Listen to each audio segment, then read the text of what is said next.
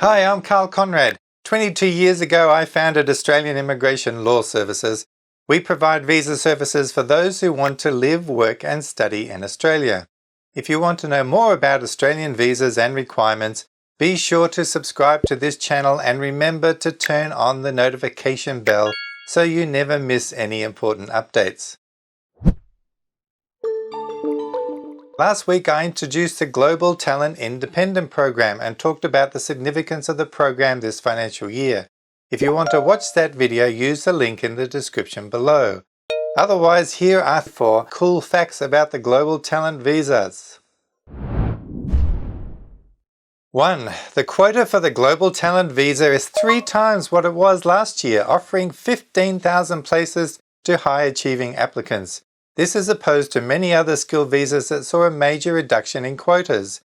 This makes it an ideal alternative to applying for the 189 visa.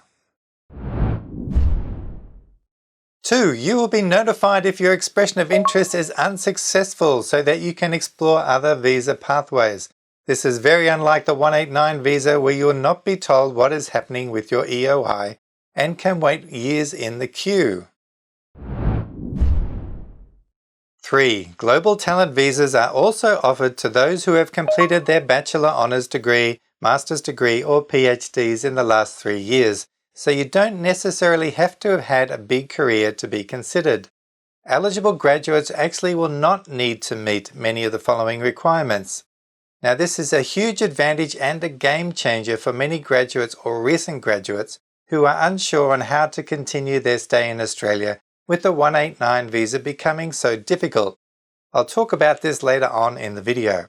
You can also use the chapters in the time bar or the description box to move through the different sections of this video. This is one of the coolest facts. This is not a points-tested visa and you will not lose points for getting older. In fact, there is no requirement on your age or English capability. You do not have to have an occupation on a specific occupation list or have a skills assessment either.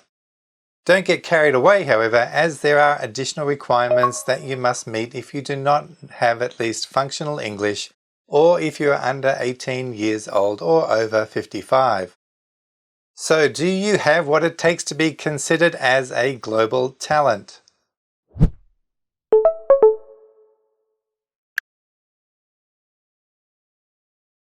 There are 7 target sectors in which Australia wants to build innovation and capabilities. They are agricultural technology, space and advanced manufacturing, financial technology, energy and mining technology, medical technology, cybersecurity, and quantum information advanced digital data science and ICT. You have to be highly skilled in one of these key sectors. You have to be considered highly talented with an internationally recognized record of exceptional and outstanding achievement in a profession or academia or research. This can sound intimidating, but actually within reach for many people. When considering if you are internationally recognized, it is not asking you to have worldwide fame, but that your achievements have been or would be considered as exceptional in any country. This can be looked at from a few different angles.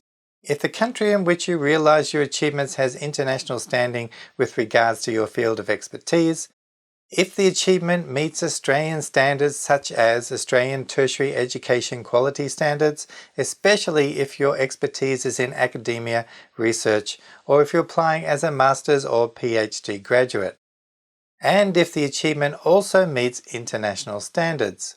Examples include being the head of research in a leading and internationally recognized organization or having held many senior positions in your field in a number of different countries.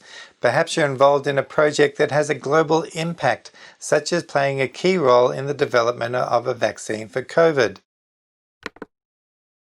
You will need to provide evidence of your achievements being exceptional and outstanding as well. This may be providing documents that detail your qualifications and positions held or awards received. This could also be supporting statements from individuals or organizations who are also internationally recognized in your field of expertise. If you're in academia and research, perhaps you have published reports and articles or have evidence of grants associated with your research. Professional designations such as the title of professor can also weigh in your favour. Now, don't be discouraged by the terms used. If you are considered to have a strong career in one of the 7 sectors, there is a chance that you would be eligible. There are a lot more examples that we can give on what makes you a global talent and the evidence you can give, and you can read this in details in our ME News blog. You can get the link to the full article in the description below. Another requirement is that you are still relevant in your field. All this means is that you are still or can still contribute, and that is easily substantiated through evidence of your recent work, position held, awards won, or through reference letters from relevant parties such as your university or employer. You are considered an asset to Australia if you are able to contribute in terms of raising Australia's technical or academic standards internationally, and or if you're able to introduce skills to Australia. Evidence could include you having created a product or technological advancement that is unique and cutting edge, or perhaps involvement in establishing a startup company. You will need to demonstrate that you would have no difficulty in finding employment or becoming independently established in Australia within your field of expertise. Evidence of this can include employment offers, sponsorships, scholarships, or grants. You can also use evidence of previous employment to support this. Any documentation you have of setting up a business on your own can also be used. Again, all these opportunities must be in the area of your achievements. Finally, you must be able to command an income meeting the high income threshold.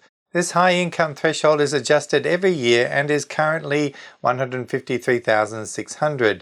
If you have a job offer that shows this, great. Otherwise, don't worry. You don't need to already have a job offer. You can use current salaries shown through payslips or a contract.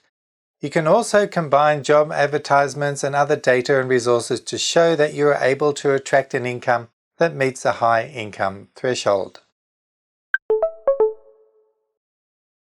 The Australian Government is actively encouraging those who have completed their Bachelor Honours, Master's degree or PhD in the last 3 years. If you're a Bachelor Honours or Master's graduate, you need an overall grade point of 80 out of 100. If you're a PhD student, you may also be eligible if you will be submitting your thesis in the next 6 months.